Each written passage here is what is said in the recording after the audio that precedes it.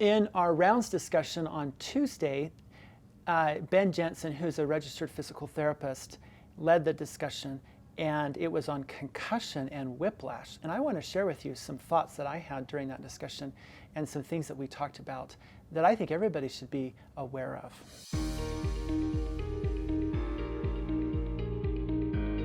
Concussion and whiplash can happen in all kinds of different scenarios. They can happen in sports, they can happen in car accidents, falls, other kinds of events. You don't even have to hit your head necessarily to experience a concussion.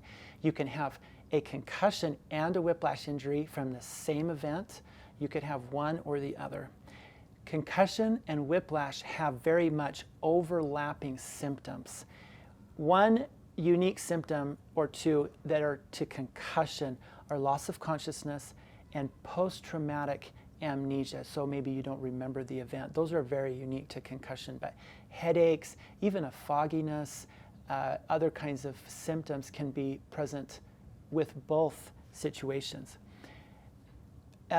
Concussions are a little bit like shaking a layered Jell-O dish, where the different colors of Jell-O have different densities, and the brain is like that. The axons, the cell bodies, the gray matter, the white matter, different areas of the brain, they all have different densities, isn't it? And as the brain is jostled in an event like a car accident or a sports-related injury, that can disturb the cellular structures in the brain.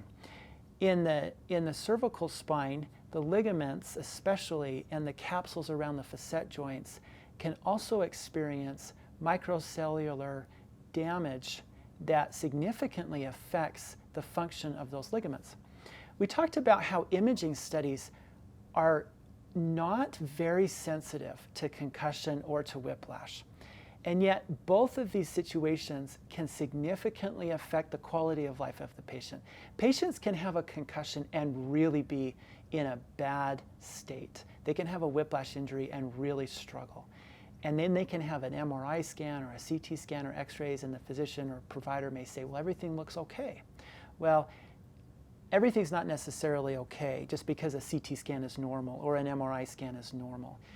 These conditions may not be well represented on imaging studies, and I think it's important to know that.